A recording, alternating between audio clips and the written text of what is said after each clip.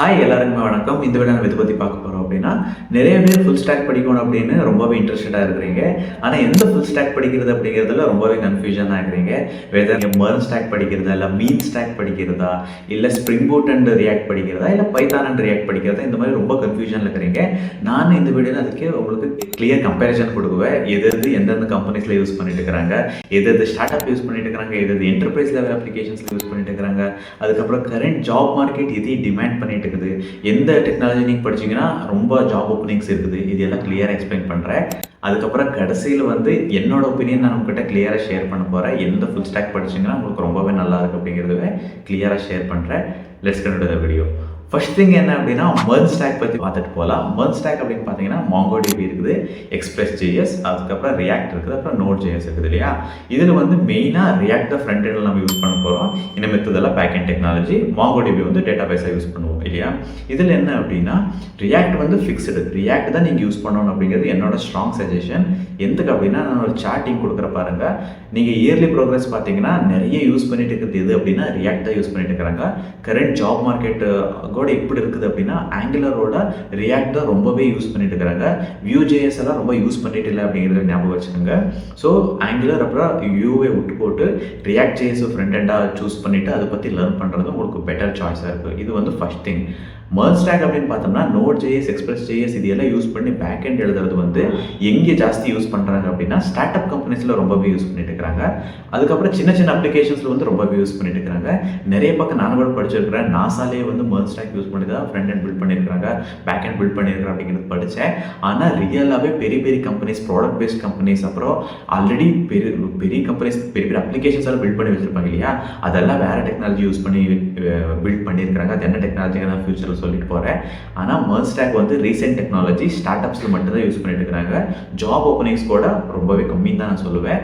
So உங்களுக்கு start அப்பில் join பண்ணணும் அப்படிங்கிறது ஒரு ஒப்பீனியன் இருந்துச்சுன்னா மெர்ன் ஸ்டாக் படிக்கிறது உங்களுக்கு ரொம்பவே ஹெல்ப்ஃபுல்லாக இருக்குது. இது ஃபர்ஸ்ட் திங்.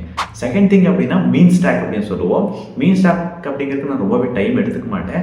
ஃபர்ஸ்ட் MongoDB இல்லையா, எப்படி இருந்தாலும் லாஸ்ட் ஒன் மாதிரி தான். MongoDB, Express.js, அதுக்கப்புறம் Angular, அதுக்கப்புறம் Node.js. இதில் அவ்வளோதான். ஆங்குலர் நான் சொன்ன மாதிரி யூஸ் பண்ணாதீங்க. ரியாக்டிவ் லேர்ன் பண்ணுறது உங்களுக்கு ரொம்பவே நல்லதாகவே இருக்குது. ஆங்குலர் கூட இப்போ ஆல்ரெடி டவுன் ஆகிருக்குது. So react is front end நம்ம ஃபிக்ஸ் பண்ணியாச்சு. இதில் என்ன அப்படின்னா, சேம் இது பேக் எண்ட் Node.js, Express.js தான் யூஸ் பண்ணுற மாதிரி இருந்தால் உங்களுக்கு ஸ்டார்ட் அப் கம்பெனியில் ஜாயின் பண்ணணும் அப்படின்னா மீன் ஸ்டாக் படிக்கலாம், இல்லைன்னா சூஸ் பண்ணாதீங்க. தேர்ட் திங் என்ன அப்படின்னா, Java and spring boot use பண்ணி பேக் எண்ட் எழுதி ரியாக்டிவ் ஃப்ரண்ட் எண்டாக யூஸ் பண்ணீங்க அப்படின்னா இதில் உங்களுக்கு என்னென்ன அட்வான்டேஜ் போகும் அப்படின்னா, இதுதான் நான் கூட கம்பெனியில் வேலை செஞ்சுட்டு இருக்கிறேன். நான் கூட ஃபுல் ஸ்டாக் டெவலப்பராக வேலை செஞ்சுட்டு இருக்கிறேன். ஜாவா ஃபுல் ஸ்டாக் டெவலப்பராக செஞ்சுட்டு இருக்கிறேன். நாங்கள் யூஸ் பண்ணுறது மேஜராக React.js யூஸ் பண்ணோம் ஃப்ரண்ட் எண்டில். ஓகேவா? ஸோ இதில் என்னென்ன அட்வான்டேஜ் அப்படின்னா, பெரிய பெரிய MNC கம்பெனிஸ், அப்புறம் ப்ராடக்ட் பேஸ்ட் கம்பெனிஸ்லாம் பெரிய பெரிய என்டர்பிரைஸ் லெவல் அப்ளிகேஷன்ஸ் எல்லாம் பில்ட் பண்ணுவோம் இல்லையா, அதில் எல்லாரும் ட்ரஸ்ட் பண்ணுறது என்ன அப்படின்னா, கம்பெனிஸில் பெரிய பெரிய கம்பெனிஸில் ட்ரஸ்ட் பண்ணுறது என்ன அப்படின்னா, ஜாவாவை ஸ்ப்ரிங் பூட்டை யூஸ் பண்ணி பேக் எண்ட் எழுதுறது ரொம்பவே ஸ்டேபிளாக இருக்குது அப்படின்னு அவங்க ட்ரஸ்ட் பண்ணுறாங்க. அதுக்கப்புறம் ரொம்ப இயர்ஸாக ஜாவா ஸ்ப்ரிங் பூட் யூஸ் பண்ணி தான் பேக் எண்ட் எழுதிட்டு இருக்கிறாங்க. 4 லேயர் ஆஃப் செக்யூரிட்டியே ஆட் பண்ணா, controller layer, repository layer, DTO layer and service layer அப்படின்ட்டு 4 லேயர் போகும்.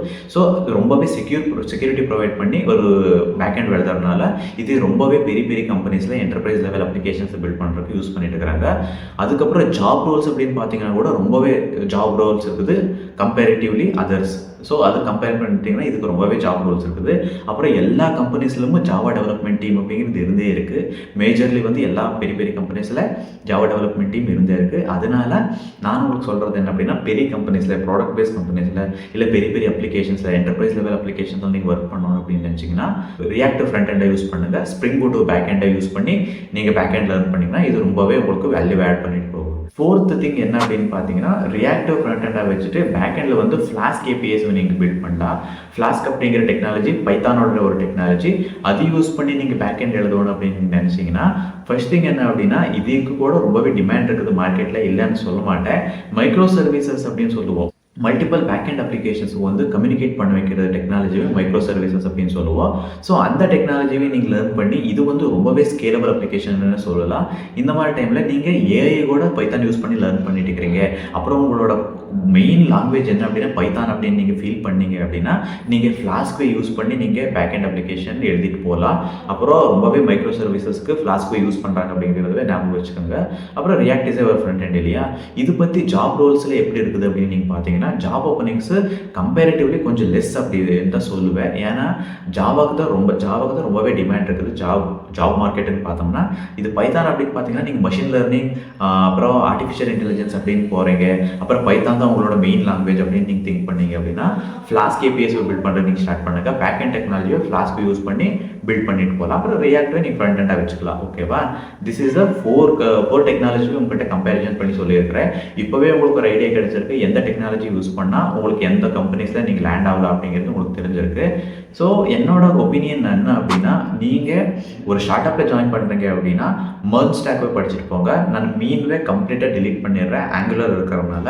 ஸோ மெர்ஜ் ஸ்டாக்வே நீங்கள் லேர்ன் பண்ணுங்கள் ஸ்டார்ட் அப்பில் போய் ஜாயின் ஆகணும் அப்படின்னா. செகண்ட் திங் என்ன அப்படின்னா ஜாவா லேர்ன் பண்ணிங்கன்னா உங்களுக்கு ஜாப் ரிக்குவயர்மெண்ட் ரொம்பவே இருக்குது. அப்புறம் பெரிய பெரிய அப்ளிகேஷன்ஸில் ஒர்க் பண்ணணும் அப்படின்னு நினச்சிங்கன்னா ஜாவா ஸ்ப்ரிங் பூட் யூஸ் பண்ணி பில்ட் பண்ணுற மாதிரி ரியாக்டில் லேர்ன் பண்ணிட்டீங்கன்னா ஜாவா ஃபுல் ஸ்டாக் டெவலப்பர் ஆகிறது உங்களுக்கு ரொம்பவே நல்ல சாய்ஸாக இருக்குது.